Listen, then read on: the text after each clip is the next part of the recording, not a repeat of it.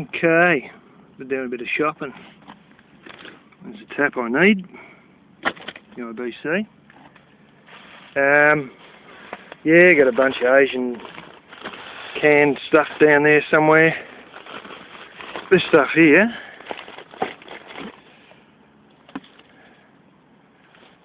is basically blackcurrant cordial, made with New Zealand blackcurrants.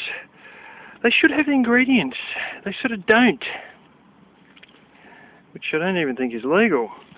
But rich source of vitamin C. This is a company that got busted for lying about how much vitamin C there is, pretending there's a massive amount and there's actually not.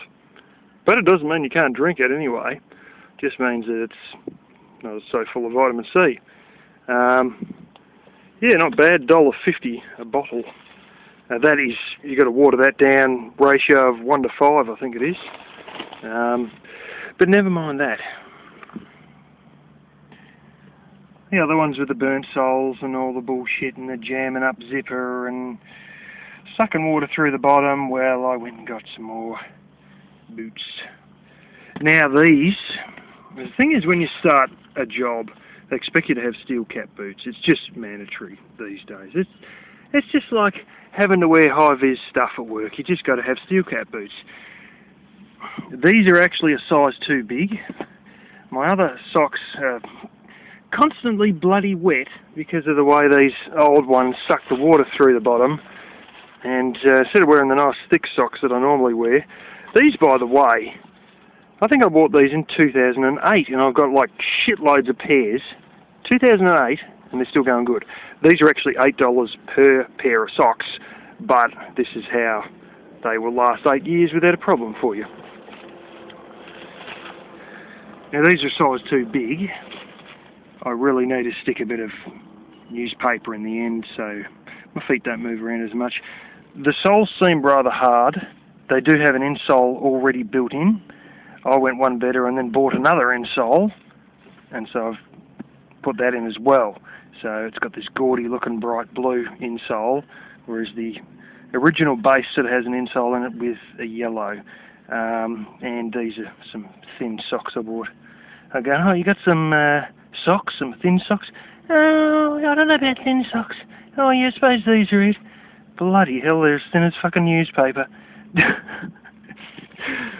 But anyway, I didn't exactly buy these socks for these. I'll get to that story in a second, but generally speaking, boots like this, $80 a pair. How much? $29 a pair. That's right, $29 compared to $80. Now, what I got the thin socks for? Oh yeah, these ones.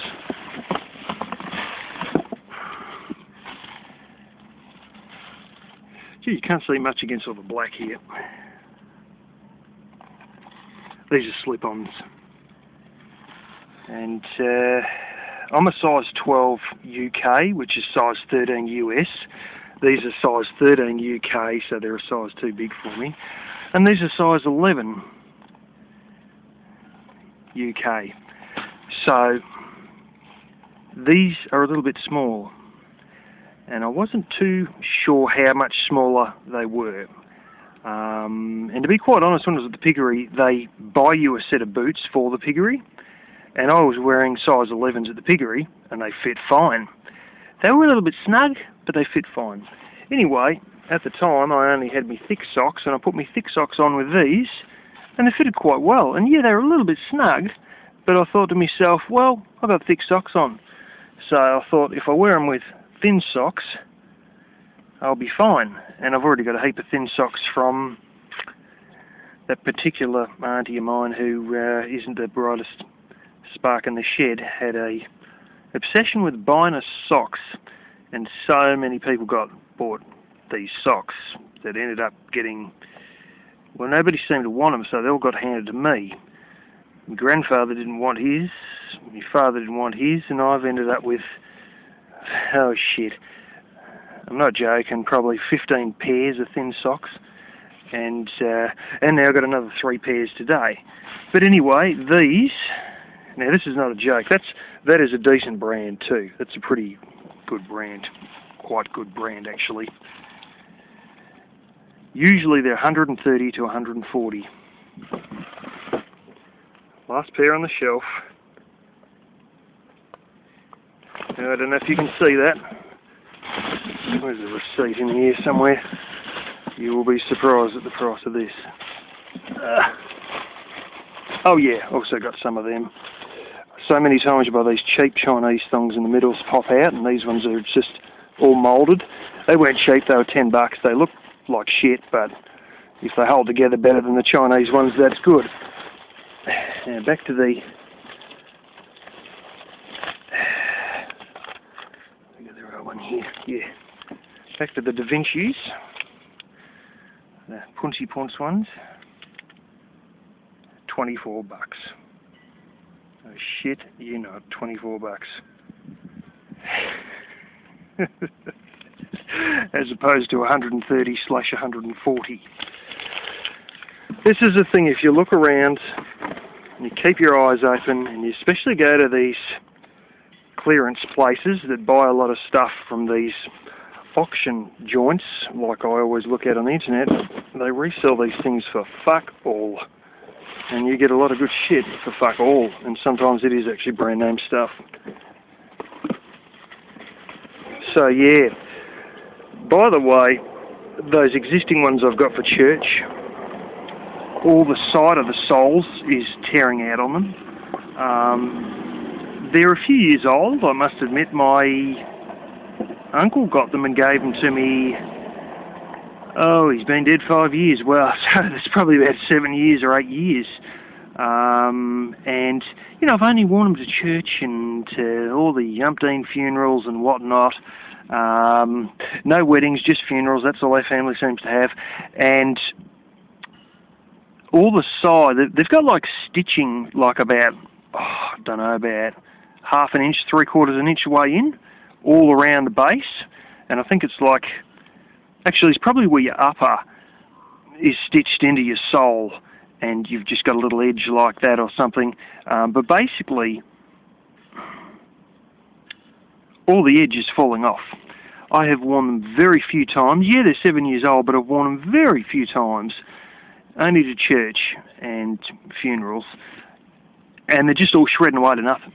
There's a particular prepper who is on YouTube, young man, younger than me, and he reckons he's got it clued out because he's going to get a whole heap of stuff that will be hard to come by in an economic collapse, one of which was shoes. And he goes, now who would have thought of that? Well, I can tell you from my experience, and not just the boots I'm wearing to church, but I bought an extra set of work boots just before I left my apprenticeship, I think it was, and never wore them. Got them out of the cupboard 3 years later. Within 2 weeks, all the rubber's fallen off them. Older relative of mine, same thing. Kept them in the cupboard for 3 years, 5 years, pulled them out. Within 2 weeks, the soles are shredding to bits. And although I've barely worn those church boots, that's exactly what has happened to them. The soles are just shredding to bits. So this big idea of buying these things to use at a later point with shoes, forget it. Any more than flipping a couple of years old, and the soles will shred to bits within the first 2 weeks of wearing them day to day. This is what also gets me about self-sufficiency. A guy who was sort of friendly with Troy at one point, and I sort of become friends with him. He's another YouTuber who's exceedingly good with plants. He had an idea he was going to be self-sufficient. And I thought, yeah, what if your wife needs to have a cesarean? What if you need to have surgery? What if you need to buy some fucking boots? What then? You can't always live completely without money. And you can live with barter. If you got someone to barter a bunch of tomatoes or cabbages with who's got a pair of boots, yeah, maybe. But, like I said, you know, the boots can't be sitting around for too long or they won't last so long. And this whole idea of living without money and self-sufficient 100%, I can't really believe it, because sometimes you need more boots. Alrighty. Well, yesterday part of the thing I was supposed to do. Wasn't really buy shoes, but get a contract internet connection. Looking for a particular dealer, Virgin Mobile. Still got my mobile phone through, and I did have internet through them at one point. It was one of those stupid USB dongles, and the bloody antenna connection fucked up on it. And they were sort of, I don't know if they were unreliable or my modem was shit. I think it was just shit after I broke the antenna connection on it. Anyways, turns out they have closed their store, and they have not moved it. They've just closed it completely in my area. So, anyway, I might be getting an Optus connection. I could actually get Dodo, which runs through Telstra, which is probably more reliable for the same price, but yeah. Anyway, I also have to go in and do something else, so I might be going back in again tomorrow, particularly to do this something else, but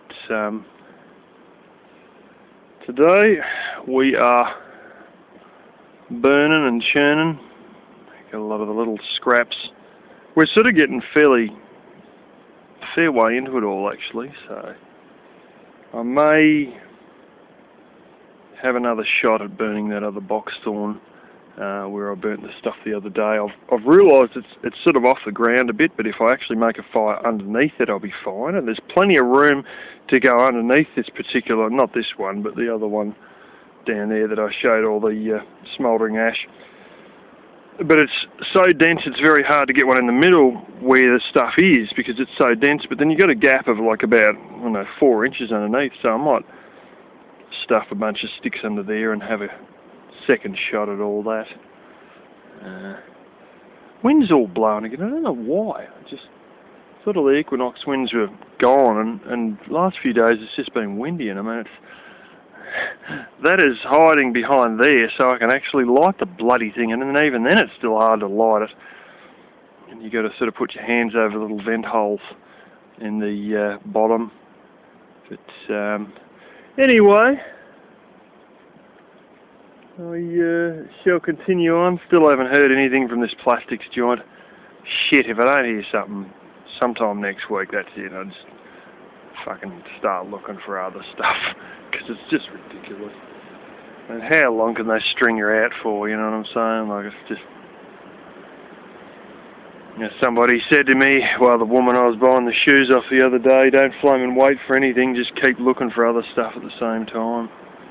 And probably should have, but there's stuff around here to do, but it's just that time where I've got to get serious and get a job again, because, you know, I'm running out of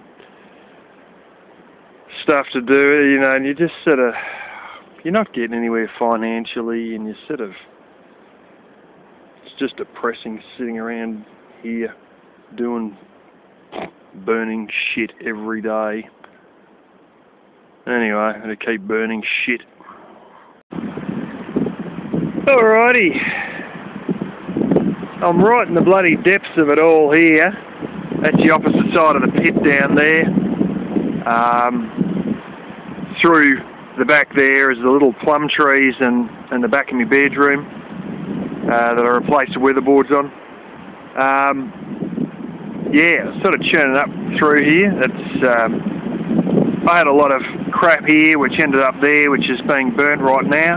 And I've been in here just slicing away a few bits. I sort of knew there was some sort of a shed thing in here, and I start looking, and there's bloomin' construction wood all over the place, like 4x2, bloomin', you know, heavier stuff. There's some there, hardwood, a bit more there, chicken wire, right there, through there, bit there, another post there, bit more little plank there, through here. There's several blooming posts here, 1, 2, I think there's a third one in there somewhere. Yeah, as you can see, all the box ons are sort of on the edge there, or the pit, where they're still in soil, and then of course as it goes in the pit, they're all leaning in, and of course there's nothing with roots in mid-air, so there's going to be just a big bundle right on the edge, and all of them are just sort of leaning over the top of it, all bunched up against each other. That's all sort of come back pretty green. You might be able to see on the top there. I don't know if you can see it against the sunlight, you probably can't, but some of this vine was hanging out here and I grabbed hold of it and I flung it right up into the top there, so bloody vine, I tell you what, these little bastards fall off so easily, and next thing you know, you stamped them into the bloody ground and you've essentially planted the damn thing again. I'm going to be hoeing out a lot of this shit in future. The good thing is it's very susceptible to glyphosate, which is the standard pest herbicide used over here. They're quite susceptible to it, so good spraying of that, or even a not terribly heavy spraying of that, will kill any sprouts off. The other stunt is to probably just come through with a plough, or even just a mattock. You know, you see it sprouting out of the ground and you just dig it out. But these sprouts will just sort of keep shooting from essentially the little potato / tuber under the ground, and they just keep coming up. But where they come up, that's where you'll start digging. But like potatoes, it'll spread the bloody tubers around. They're not so much of a problem because they're so easily killed, but you don't really want sheep walking through there because they'll spread them, and next thing they'll be fucking... they'll be on the other side of the driveway and it'll be gone. I won't be able to stop the bastards, but... Anyway, point of this video was really to show you how to deal with a tree that has gone down without it rolling over and killing you. Now, as a tree, as you see here, this one's come down. See if we can get a good low look there. Where those little rocks are, you can just see through there. That's where the roots are for this tree. So it's a decent, like it's a full-size tree. Well, a decent-sized tree that's come down. It goes right through into there. And what you'll notice is, of course, your stuff that's upright is not a problem, you know. And there's some that are just sitting and not really even touching the ground, and they're not a problem either. Same with that one there, which is just this one here. What you really got to do is go around and have a look at the branches hanging off and give them a little kick. And if they're dense as hell and they don't want to bounce, that's because they're under tension, as this one is. It's not very big, but it is under tension, so it's probably holding some of the weight. If I was to cut that, not only would it pinch, it might collapse further down. And in collapsing further down, it doesn't necessarily just go straight down. It may decide to go sideways and fucking crush me. But there's others that are very dense. It's not as dense as I thought, but I can tell there's a bit of weight held on that because it's sitting on the ground. Whereas this one here, I've just clipped all the stuff in there. It was essentially holding this whole net of vine up. Is as loose, so there's no weight on it. And it doesn't seem to be too much weight on this, but there is some. But I wouldn't be stuffing with it in case I get the wrong one. But one I do know is this one here. And that goes down onto the ground there, and that will be holding a phenomenal amount of weight. I'll get my foot through here. Yeah, that's not moving too much at all. And it feels sort of highly sprung. You know, if you give it a kick and it just barely twangs, it's highly sprung and it's probably holding a weight. Or if you give it a kick and it's shaking like fuck, it's not holding any weight, so you can cut it off. And this when I refuel the chainsaw later on, this will be getting cut off and that'll go to firewood. I would cut this one here, but it's holding this entire box thorn from falling on my bloody head, so I'll leave that. I have cut the other one further up there, which is this bit here, and that's sort of swinging in the wind, only held by this here. That's sort of intertwined with the box thorn. But if I cut this one, all these spikes are going to be right on my friggin' head, and that's the path I don't want to go down. So just keep that one in mind when you're dealing with stuff. This will be another one here that's holding a lot of weight. Yes, that is holding a hell of a lot of weight. That's barely doing a damn thing. So slight amount of weight, not big, but probably fair amount of weight, a damn lot of weight, and a damn lot of weight. And anything else that shakes around, hey, you can get rid of it. And just in kicking that, I unsettled this one and it fell down off of this. But as I said, you know, that wasn't even touching the ground. A lot of these things, if they're really thin and they're touching the ground, they're probably not a problem, but don't just assume without kicking. Give them a kick and see how much they move. They move a lot, chop it. If they don't move much, they're under tension, leave it. Otherwise, the alternative is to be crushed by a decent size bit of wood. And, you know, in my situation, there's no one here to check up on me. There's no one coming to check up on me. You know, and if something like this comes down on top of me, I'm basically dead. You know, and that's all there is to it. But anyway, it's just a bit of safety-related stuff. One of the dead giveaways, maybe, if you're to cut into one of these things, is that it pinches the blade very quick because of the tension it's under. Especially if you cut it from the top, it'll pinch the blade very quick. But you shouldn't even be attempting that without first, obviously, kicking it to see that it's loose or not. Just having a look here at all this, seeing if it's worth having another go. I've tend to have got an eye to be able to pick if something's dense enough to burn on its own. And while the camera is a very 2D image that looks super dense, the reality is it's not actually that dense. It's close to it, but I don't think it's going to be good enough. So if I light this, they're like, you know, I've got a bunch of just random frickin' cypress pine sticks here. You know, and I can poke them right down inside here and wiggle them around. It's not very dense. It's not dense at all.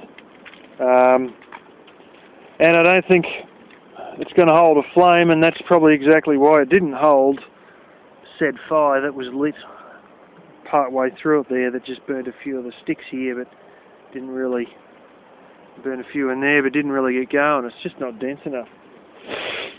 Now, to remedy that, I could hit all that big stalks with a chainsaw, but even then, a lot of it's dead. It's going to sit there and stay in that shape for a long time, unless I cut that stuff in there and then squash it with a front end loader. In which case I can't actually do that until a few more months away. And I really question, is there a bloody point? Is there a point? If I get rid of this and those little gangles there that you can now see in the daylight, I think that's a big enough opening for sheep to walk through. I think they'll come and shelter in here. Particularly if I get rid of this one, because then that opens it up about another 18 inches at least until it gets to that one there. And yeah, there's only like about 3 sticks and a little 4th broken one down there. So might be where we go. At some point I've got to jam all this through the wood heater thingy as well, although that outer one there actually looks like it's worth cutting up. Those of you who ever wondered about a compost bin, yeah, that's about as good as she got for me compost, and mice were coming through the bottom and having a nibble and play around in there, so it's, I just didn't have enough water, and honestly just didn't have enough stuff to put in it. So the compost bin concept didn't really go too well around here, especially not after the mice started playing with it. Anyway,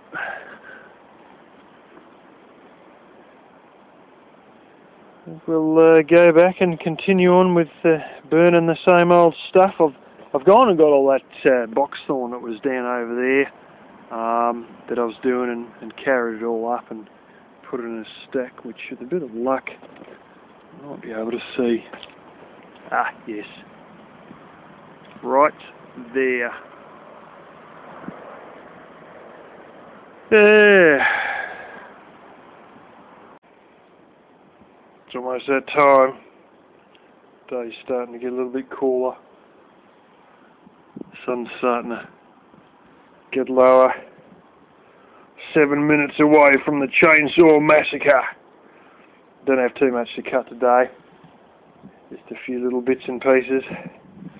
Tell you what, they're a good chainsaw to still. I reckon you could go through a bloody war zone with this thing and it'd flaming, it would not fail you.